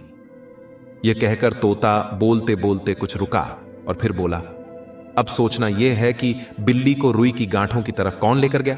साफ जाहिर है कि चोट लगे हुए और जलते हुए पैर से तो वह बिल्ली थोड़ी दूर भी चल नहीं सकती थी। जब बिल्ली जलते हुए पैर से थोड़ी दूर भी चल नहीं सकती थी, तो उस जलती हुई पट्टी को रुई की गांठ तक कौन लेकर गया? अब आप इस बात को जरा ध्यानपूर्वक सोचें। यह कहकर तोता रुक गया। सब आश्चर्य से एक दूसरे का मुंह देखने लगे और धीरे धीरे सभी आपस में बातें करने लगे। तोता थोड़ा मौन रहने के पश्चात बोला, मुझे आशा है कि आप लोगों ने इस बात को ध्यानपूर्वक सोचा होगा कि जलती हुई पट्टी को रुई की गांठों की तरफ कौन लेकर गया। आप इस नतीजे पर पहुंचे होंगे कि बिल्ली के 3 स्वस्थ पैर ही बिल्ली को उस जलती हुई पट्टी के साथ पूरे गोदाम में यहां से वहां और वहां से यहां ले गए होंगे। इससे यह साफ होता है कि सारे गोदाम के जलने का कारण बिल्ली का जख्मी और जलता हुआ पैर नहीं है, बल्कि वे 3 सही सलामत पैर हैं। इसलिए चौथा व्यापारी समूचे नुकसान को अकेला भरने का हकदार नहीं है। तोते का फैसला सुनकर सारी सभा दंग रह गई। प्रत्येक व्यक्ति के मुख से निकल रहा था कि तोते ने कितना अच्छा न्याय किया है। तोते के इस न्याय से राजा शीलभद्र भी काफी खुश नजर आ रहे थे। सभा बर्खास्त हो गई। सब लोग दरबार से उठकर चले गए। दोपहर का समय था। तोता सोने के पिंजरे में उसी रतन जड़े खंभे पर टंगा हुआ था। राजा और मंत्री आपस में बैठे हुए तोते की प्रशंसा कर रहे थे। एकाएक राजा ने तोते से कहा, हे सुखदेव, तू मेरे लिए बड़ा भाग्यवान है। जब से तू मेरे महल में आया है, मेरे राज्य में सुख शांति का राज्य स्थापित हो गया है। पूर्व जन्म में तू कौन था और तुझे ऐसा दिव्य ज्ञान कैसे प्राप्त हुआ?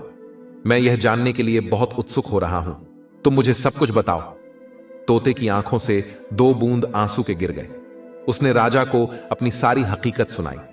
उसकी कहानी सुनकर राजा शीलभद्र मन ही मन दुख से छटपटाने लगे। उन्होंने कहा, वाह रे भाग्य, आज एक राजा दूसरे राजा के यहां पिंजरे में बंद है। तोते ने एक लंबी सांस छोड़ते हुए कहा, महाराज, यह सब भाग्य का खेल है। राजा ने कहा, हमें बहुत दुख है राजा चंद्र प्रताप, लेकिन हम कर भी क्या सकते हैं? राजा ने दुख प्रकट करते हुए कहा, आपका मेरे प्रति जो प्रेम है वही बहुत है। मुझे और कुछ नहीं चाहिए। महाराज, मुझे केवल अपनी रानी चाहिए। अगर आप मुझे उससे मिलवा दें तो मैं समझूंगा कि पृथ्वी का समस्त सुख मैंने पा लिया। राजा ने कहा, तुम चिंता मत करो, मैं आज ही अपने सेवकों को भेजता हूं। यह कहकर राजा ने चंद्र प्रताप को तसल्ली बंधाई। तोता बना हुआ राजा बहुत खुश हुआ। वह मन ही मन अपनी रानी से मिलने की खुशी में तरह तरह के सपने देखने लगा। कितने ही दिनों से उसने रानी की सूरत नहीं देखी थी। पता नहीं वह कहां होगी, क्या कर रही होगी, किस हाल में होगी। यह ख्याल आते ही उसके मन में मंत्री शिशुपाल के प्रति क्रोध की ज्वाला झलकने लगी। उसने तय कर लिया कि वह उस नीच से जरूर बदला लेकर रहेगा। उसी शाम को राजा के दूत रानी की खोज में चारों दिशाओं में निकल पड़े। राजा ने खुश होकर उस शिकारी को बड़ा इनाम देकर महल से विदा किया। शिकारी ने सोचा कि तोता सच कह रहा था। उसने उसे कहा था कि वह उसे मालामाल कर देगा। तोते, तूने सच में मुझे मालामाल कर दिया। शिकारी की खुशी का ठिकाना नहीं था। राजा के सभी सिपाही बहुत तेजी से रानी को ढूंढ रहे थे। राजा के सैनिक रानी को ढूंढने के लिए पहाड़, जंगल और राज्य के चप्पे चप्पे में बिखरे हुए थे। उधर जंगल में नरभक्षी बड़ी धूमधाम के साथ खुशियां मना रहे थे। आज देवी के सामने 2 स्त्रियों की बलि चढ़ने वाली थी। आज तक ऐसा कभी नहीं हुआ था कि एक साथ देवी को 2-2 बलि चढ़ी। इसलिए नरभक्षी आज के दिन को बड़ा ही भाग्यशाली दिन समझ रहे थे। इस खुशी को वे एक त्योहार की तरह बड़ी धूमधाम से मना रहे थे। रानी और दासी को उन नरभक्षी ने गुफा से बाहर लाकर फूलों से सजाया और गाजे बाजे के साथ उन्हें देवी के मंदिर में ले गए। रानी और दासी का घबराहट के कारण बड़ा बुरा हाल हो रहा था। उन्हें अपनी आंखों के सामने साक्षात मौत खड़ी हुई दिखाई दे रही थी। वे दोनों मन ही मन भगवान से जीवन दान की प्रार्थना कर रही थीं। नरभक्षी उन दोनों को घेर कर काफी देर तक नाच गाना करते रहे।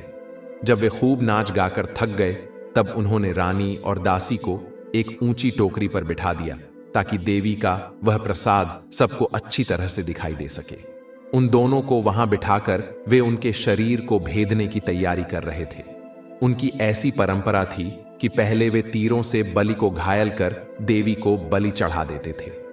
तीरों से भेदने से पहले उन्होंने अंतिम बार अपनी देवी की आराधना करते हुए कुछ कहा। इसके बाद उन्होंने फिर नाचना गाना शुरू कर दिया। कुछ देर बाद जब उनका नाच गाना समाप्त हुआ तो सरदार ने अपना तीर कमान उठाया और लोगों की भीड़ में से आगे बढ़ा। उसने धनुष न लिया और तीर छोड़ने की तैयारी करने लगा। रानी और दासी अपनी आंखें बंद करके भगवान से प्रार्थना कर रही थीं कि तभी एक चमत्कार हुआ। तेज रफ्तार से एक विशाल पक्षी आकाश की ऊंचाइयों से तेजी से नीचे आया और उसने झपट्टा से रानी और दासी को पंजे से उठा लिया और ऊपर उड़ गया। सरदार और सभी नरभक्षी देखते ही रह गए। वे सब घबराकर इधर उधर देखने लगे और भागने लगे। वह सोचने लगे कि यह तो बहुत बुरा हुआ, देवी मां की बलि चली गई। अब देवी मां हम पर जरूर क्रोध करेगी। इस डर से वह जंगल में भागते हुए अपनी अपनी गुफाओं में जाकर छुप गए। उड़ते हुए भयंकर पक्षी, जो कि एक गिद्ध था, वह काफी देर बाद एक टापू पर उतरा। वहां टापू पर समुद्र के किनारे उसने अपने पंजों को ढीला किया और उन्हें जमीन पर छोड़ दिया। दोनों ही बेहोश हो गई थीं। फिर वह पक्षी जोर जोर से चीखने लगा। वह अपनी मादा पक्षी को बुला रहा था। उसके चीखने का अर्थ था कि अच्छा भोजन मिलने की खुशखबरी है। चीख कर वह अपनी मादा तक आवाज पहुंचाना चाहता था। मादा पक्षी भी भोजन की तलाश में कहीं दूर निकली हुई थी। गिद्ध ने काफी देर तक मादा पक्षी के आने का इंतजार किया, परंतु उसका मीलों दूर तक कोई पता नहीं था।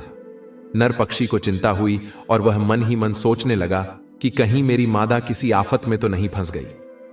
काफी देर इंतजार करने के बाद जब उससे रहा नहीं गया तो वह रानी और दासी को वहीं छोड़कर मादा पक्षी की तलाश में उड़ गया। समुद्र शांत था। लहरों का पानी किनारे तक आकर वापस लौट रहा था। कुछ देर बाद रानी और दासी को होश आया।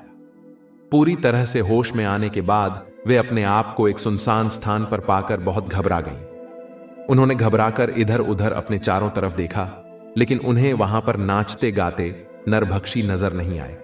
उनके सामने केवल पानी ही पानी था। एकाएक उन्हें एक जहाज समुद्र की लहरों पर चलता हुआ दिखाई दिया। थोड़ी देर तक रानी और दासी उस जहाज की तरफ टकटकी बांधे हुए देखती रहीं। जहाज धीरे धीरे उनके काफी नजदीक आ गया।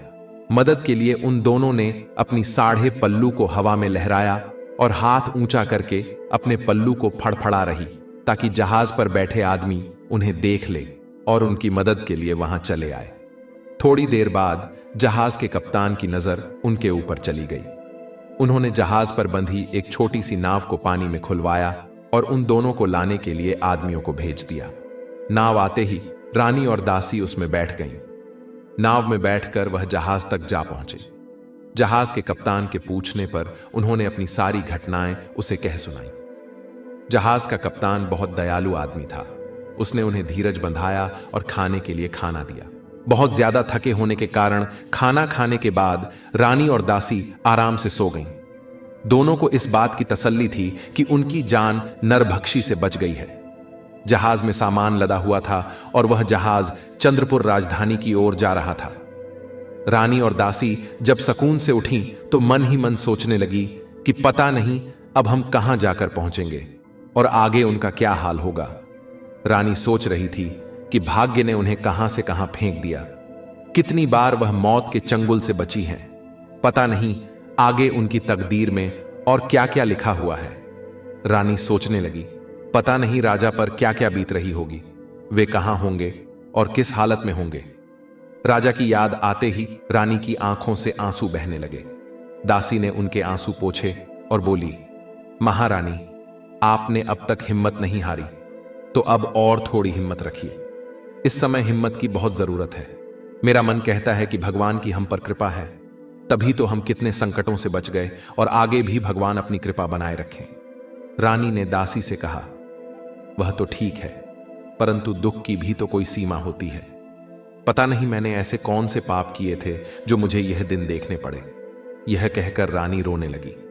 दासी ने कहा, रानी साहिबा, आप भरोसा रखिए, जिसके कारण आप पर यह मुसीबतें आई हैं, भगवान उन्हें जरूर दंड देगा। जब दासी ने रानी को ऐसा कहकर धीरज बंधाया कि आप निर्दोष हैं, तो रानी दासी से कहने लगी, मैं क्या करूं? राजा से बिछड़ना मुझसे नहीं सहा जाता। उनकी याद में मेरा तन मन फटा जा रहा है।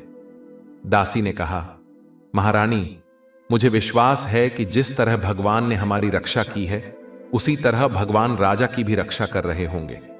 महारानी, आप रोइए मत, मुझसे आपका दुख नहीं देखा जाता। दासी ने दोनों हाथों से रानी के आंसू पोंछे तो रानी ने दोनों हाथों से अपना मुंह छुपा लिया। उसके बाद रानी ने दासी को अपने सीने से लगा लिया। दूसरे दिन जहाज चंद्रपुर राज्य के तट पर पहुंचा। कप्तान ने रानी और दासी को राजा शीलभद्र के दरबार में ले जाकर खड़ा कर दिया। दरबार लगा हुआ था और राजा शीलभद्र सिंहासन पर विराजमान थे। दरबार में भीड़ जुटी हुई थी। राजा शीलभद्र ने दोनों स्त्रियों की तरफ देखते हुए पूछा, यह दोनों कौन हैं और क्या चाहती हैं? जहाज के कप्तान ने हाथ जोड़कर कहा, महाराज, यह दोनों एक टापू में घिरी हुई थीं और सहायता के लिए पुकार रही थी। जब हमारा जहाज टापू के पास से निकला तो मैंने अपनी दूरबीन से इन्हें आफत में घिरा हुआ देखा। चारों ओर पानी ही पानी था। जमीन के छोटे से टुकड़े पर यह बेसहारा किसी सहायता की बांट देख रही थी। मैंने तुरंत अपनी नाव भेजकर उन्हें अपने जहाज में सहारा दिया और उसके बाद अपने साथ यहां ले आया। महाराज, अब इन्हें आपका आश्रय चाहिए। इनकी कहानी बड़ी दुख भरी है। राजा ने दोनों को ध्यान से देखा। वे किसी कुलीन घर की स्त्रियां नजर आती थीं। राजा ने रानी की तरफ देखते हुए पूछा, तुम कौन हो, कहां से आई हो और टापू पर कैसे पहुंच गई? रानी की आंखें डबडबा आईं। रानी सिर नीचे किए हुए बोली, महाराज, मैं बहुत दुखी हूं। हमारे दुखों की एक लंबी कहानी है। सही समय आने पर मैं आपको सब कुछ बता दूंगी। अभी तो मैं आपसे बस इतनी प्रार्थना करती हूं कि हमें कोई आश्रय मिल जाए। अभी हम इस हालत में नहीं हैं जो उस लंबी कहानी को आपको सुना सके। दुख और परेशानियों से उनकी हालत पेचीदी बनी हुई थी, इसलिए उन्होंने क्षमा मांगी। राजा शीलभद्र उनकी हालत और उनकी परिस्थिति को समझ गए और उन्होंने सैनिकों को आदेश दिया कि इन्हें अंतपुर में पहुंचा दिया जाए और इनके खाने पीने का प्रबंध कर दिया जाए। आज्ञा पाते ही सेवक उन्हें वहां से अंतपुर ले गए। जनाना खाने में चलते चलते रानी और दासी ने मन ही मन राजा के दयालु स्वभाव की प्रशंसा की। कुछ देर बाद दूत ने आकर राजा को सूचना दी कि महाराज, कुछ पाय उपद्रवी हमारी सीमा में घुस आए हैं। उन्होंने हमारी फसल नष्ट कर दी है और किसानों की धन संपत्ति और पशुओं की लूटपाट कर ले जा रहे हैं। अगर किसानों को तुरंत सहायता ना मिली तो काफी नुकसान होने की संभावना है। राजा यह खबर सुनते ही क्रोध से तमतमा उठा। उसके हाथ की मुट्ठी कस गई और राजा आग बबूला होते हुए बोला, मेरे राज्य में दुष्टों की यह मजाल कि वह दिन दहाड़े घुस आए और गरीबों को लूट रहे हैं। राजा ने अपने सेनापति से कहा, जल्दी से सैनिकों की फौज तैयार करो। जो भी उपद्रवी हैं उनको मेरे सामने जिंदा लेकर आओ। उनको उचित दंड मिलना चाहिए। यह कहकर राजा चिंतित होकर सिंहासन से उठ खड़े हुए। उनके साथ सारे दरबारी भी उठकर चल दिए। अब राजा शीलभद्र अपने कक्ष में पहुंचे तो सोने के पिंजरे में बैठे तोते ने उनकी हालत देखी और पूछा, महाराज, क्या बात है? सब कुशल तो है? आज कुछ चिंतित दिखाई दे रहे हैं। राजा ने उपद्रवियों का किस्सा सुनाते हुए कहा, कुछ समझ नहीं आ रहा। थोड़ी देर पहले मैंने 2 बेसहारा स्त्रियों को अपने यहां आश्रय दिया है और उसके थोड़ी देर बाद ही आफत की सूचना मिली। मुझे ऐसे लगता है जैसे वे दोनों स्त्रियां अपने साथ साथ मेरे लिए भी कुछ आफत लेकर आई हैं। मुझे लक्षण अच्छे नजर नहीं आते। यह कहकर राजा परेशान सा अपने कक्ष में टहलने लगा। तोता चुपचाप देखता रहा। तोते की समझ में कुछ नहीं आ रहा था कि ऐसी हालत में राजा से क्या कहा जाए। वह केवल इतना ही बोला, महाराज, बेकार में चिंता मत कीजिए, सब ठीक हो जाएगा। कोई किसी के लिए आफत नहीं लाता। होनी को कौन टाल सकता है? होनी तो होकर ही रहती है। राजा ने भी कुछ जवाब नहीं दिया। राजा उसी तरह से चिंता से ग्रसित अपने कक्ष में घूमते रहे। ऐसा लग रहा था जैसे तोता की कही हुई बात उन्हें अच्छी न लगी हो। ऐसे ही 2-3 दिन गुजर गए। इसी बीच रानी ने राजा के पास एक अर्जी पहुंचाई जिसमें लिखा था, महाराज, आपने हमें आश्रय दिया है। इस विपत्ति के समय में आपकी इस कृपा को हम भूल नहीं सकते, लेकिन अब इस तरह यहां पर खाली बैठना हमें अच्छा नहीं लग रहा है। यह हमें शोभा नहीं देता। हम आपसे विनती करती हैं कि हमें कोई भी नौकरी चाकरी मिल जाए तो हम अपने आप को धन्य समझेंगे। महाराज, हमें पता है कि महल में पहले ही दासी दासियां हैं। हमें भी सेवा का कुछ मौका मिलना चाहिए। हमें भी इनमें से एक समझा जाए। उनकी प्रार्थना सुनकर पहले तो राजा का माथा ठनका, परंतु फिर एकाएक ख्याल आया कि यह अच्छा अवसर है जो दासी गोमती को छुट्टी दे दी जाए और बेटी अरुणा की देखरेख की जिम्मेदारी इनको दे दी जाए।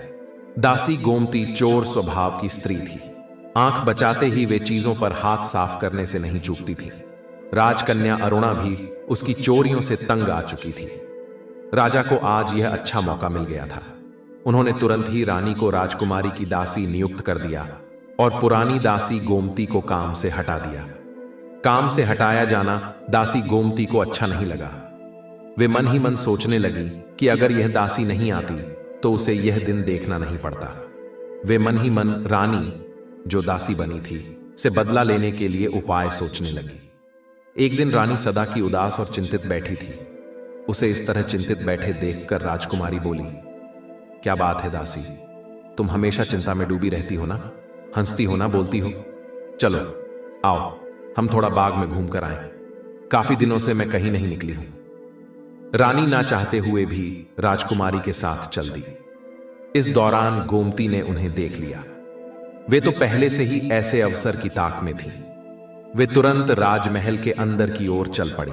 जब वे महल के दरवाजे पर पहुंचे तो द्वारपाल ने उसे रोक लिया, लेकिन उसने द्वारपाल से कहा, मुझे राजा से बहुत जरूरी प्रार्थना करनी है। उसकी बात सुनकर द्वारपाल ने उन्हें अंदर जाने की अनुमति दे दी। इस तरह वे राजमहल में प्रवेश कर चुकी थीं। यह चुपचाप छुपते छुपाते हुए राजकुमारी के कक्ष में जा पहुंची। वहां जाकर उसने राजकुमारी अरुणा का रत्न जड़ित कंगन चुरा लिया और छुपते छुपाते फिर से महल से निकल गई। उधर जब राजकुमारी अरुणा बगीचे से लौटकर वापस आई तो उसने अपने कक्ष में रत्न जड़ित कंगन गायब पाया। जल्दी ही यह बात चारों तरफ फैल गई। सारे महल में खलबली मच गई। दास दासियां इधर उधर भाग दौड़ करने लगी। शाम होते होते यह बात राजा के कानों तक भी पहुंची। घूमते घूमते सबका शक दासी बनी रानी के ऊपर ही गया कि हो ना हो कंगन की चोरी इसी दासी ने की है। राजा का माथा फिर ठनका। उन्हें तो पहले से ही लक्षण अच्छे नजर नहीं आ रहे थे। इन दोनों स्त्रियों के महल में कदम रखते ही अशुभ समाचार मिलने शुरू हो गए थे। अब यह दूसरी अप्रिय घटना घट गई। उन्होंने पैर पटकते हुए आज्ञा दी कि दोनों स्त्रियों को फौरन राजमहल से निकाल दिया जाए। पता नहीं किस मनहूस घड़ी में यह यहां आई है। मैं इनकी सूरत तक नहीं देखना चाहता। आज्ञा मिलते ही रानी और दासी को महल से बाहर निकाल दिया गया। अपमान और दुख से रानी का हृदय तड़प उठा। भाग्य के खिलवाड़ पर आंसू बहाती हुई रानी और दासी उस अजनबी राज्य में उसी रास्ते पर चली जा रही थी जिस रास्ते से वे कुछ दिन पहले चलकर आई थीं। रानी और दासी के महल से निकलने के बाद थोड़ी देर बाद ही राजा शीलभद्र को सैनिक ने खुशी का समाचार सुनाते हुए कहा, महाराज, उपद्रव खत्म हो गया है। दमन के साथ साथ आपकी आज्ञा अनुसार उन उपद्रवियों को कैद भी कर लिया गया है। इधर राजा इस समाचार को पाकर फूले नहीं समा रहे थे। उधर द्वारपाल के भेजे हुए आदमियों ने कंगन को ढूंढ निकाला। दासी गोमती को चुराए हुए कंगन के साथ पकड़ लिया गया और गोमती को पकड़कर राजा के सामने पेश किया गया। जैसे ही राजा को यह पता चला कि असली चोर तो गोमती है, राजा को अपने किए गए फैसले पर बहुत दुख हुआ। राजा ने रानी और दासी को ढूंढने के लिए अपने सैनिकों को दौड़ा दिए और उन्हें आज्ञा दी कि वे दोनों ज्यादा दूर नहीं गई होंगी, उन्हें बुलाकर महल में वापस लाओ। आज्ञा मिलते ही राजा के सैनिक चारों तरफ दौड़ पड़े। काफी ढूंढने के बाद उन्होंने उन दोनों को ढूंढ निकाला और वापस उन्हें राजा के पास ले आए। जैसे ही रानी और दासी ने उनके कक्ष में अपना पांव रखा, वैसे ही राजा खुद आगे बढ़े और शर्म से अपना सिर झुकाते हुए भारी गले से बोले, बहन, मैं बहुत लज्जित हूं। मैंने व्यर्थ ही तुम्हें दोषी समझ लिया, तुम्हारे मन को ठेस पहुंचाई। तुम्हारे इस निरादर के लिए मुझे सच में बहुत पश्चाताप है। राजा की बातें सुनते ही रानी की आंखों में सचमुच आंसुओं की झड़ी लग गई। उस समय तोता भी उसी कक्ष में था। तोते की नजर रानी पर पड़ी तो उसका हृदय चीत्कार कर उठा। आंखों से आंसू बहने लगे। पिंजरे में बंद तोता बाहर निकलने के लिए छटपटा उठा। वे जोर जोर से चीखा, शुकदेव! रह रहकर पिंजरे पर अपनी चोंच मारा था। एक राजा और रानी का ध्यान पिंजरे की तरफ गया। तोते की आंखों से बहते हुए आंसू देखकर राजा आश्चर्य से भर उठा। उसे बड़ा धक्का लगा कि उसके प्यारे तोते को क्या हो गया। आगे बढ़कर उसने बहुत ही प्यार से पिंजरे पर हाथ रखते हुए पूछा, क्या बात है सुखदेव? आज तुम्हारी आंखों में ये आंसू कैसे? आज मैं तुम्हारे एक एक पंख में यह कैसी घबराहट देख रहा हूं? तब तोता चोंच दबाते हुए बोला, महाराज, ये मेरी रानी है। मेरे लिए यह कैसा विचित्र संयोग है। आज सबसे बड़ा खुशी का दिन है। सुखदेव की बात सुनकर राजा की आंखें फटी की फटी रह गईं। वे हैरानी से कभी सुखदेव को कभी रानी को देखने लगा। रानी पिंजरे की तरफ देखे जा रही थी। उसके मुंह से एकाएक निकला, महाराज, मैंने यह सपने में भी नहीं सोचा था कि आपसे मेरा ऐसा विचित्र मिलन होगा। रानी ने अपनी आंखों के आंसू पोंछते हुए आगे बढ़कर राजा चंद्र प्रताप को प्रणाम किया और बोली, स्वामी, आपसे मिलने के लिए हम अब तक भटकते रहे। आपको ढूंढते ढूंढते हमने आकाश पाताल एक कर दिया। भाग्य का खूब खिलवाड़ भी देखा, दर दर की ठोकरें खाईं। हम एक तरह से निराश हो चली थी, परंतु आपसे दोबारा मिलना लिखा था, जो अब पूर्ण हो गया। वाह रे भाग्य का खेल, इससे बड़ा सुख और क्या हो सकता है। और बाद में रानी का गला रंध गया। राजा शीलभद्र की आंखों के सामने से सारे पर्दे हट गए थे। अब उन्हें पता चला कि जो स्त्री उनके घर में दासी बनकर रह रही थी, वे वास्तव में एक रानी है। इस सच्चाई का पता चलते ही वे पानी पानी हो गईं और उसने शर्म से अपनी गर्दन झुका ली। सचमुच यह बड़ा ही करुण दृश्य था। इसके बाद राजा ने रानी के रहने का प्रबंध वहीं राजमहल में एक अलग कमरे में कर दिया। तोते का पिंजरा राजा के कक्ष से उठाकर रानी के कक्ष में पहुंचा दिया गया। रात में बहुत देर तक राजा चंद्र प्रताप और रानी के बीच बातचीत होती रही।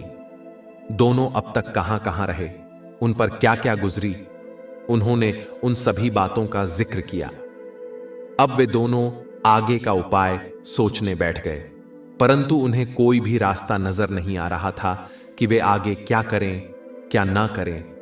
उस दुष्ट मंत्री शिशुपाल से बदला कैसे लिया जाए, इसी सोच विचार में कुछ दिन बीत गए। उन्हीं दिनों राजा शीलभद्र की बेटी अरुणा के स्वयंवर की तैयारियां चल रही थीं। राजमहल के सभी लोग स्वयंवर की तैयारियों में जुट गए थे। जगह जगह से राजा, महाराजा और राजकुमार आने वाले थे। लोग उनकी सुख सुविधा और ठहराने आदि के प्रबंध में व्यस्त थे।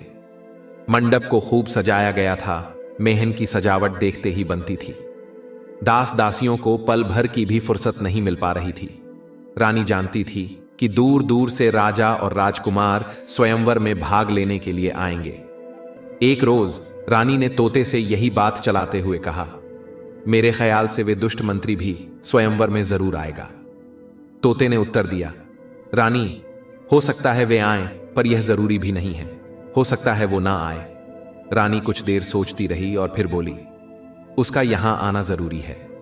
अगर वह यहां नहीं आएगा तो मेरी सोची हुई बात अधूरी रह जाएगी। राजा ने कहा, रानी, क्या सोचा है तुमने? क्या अधूरा रह जाएगा?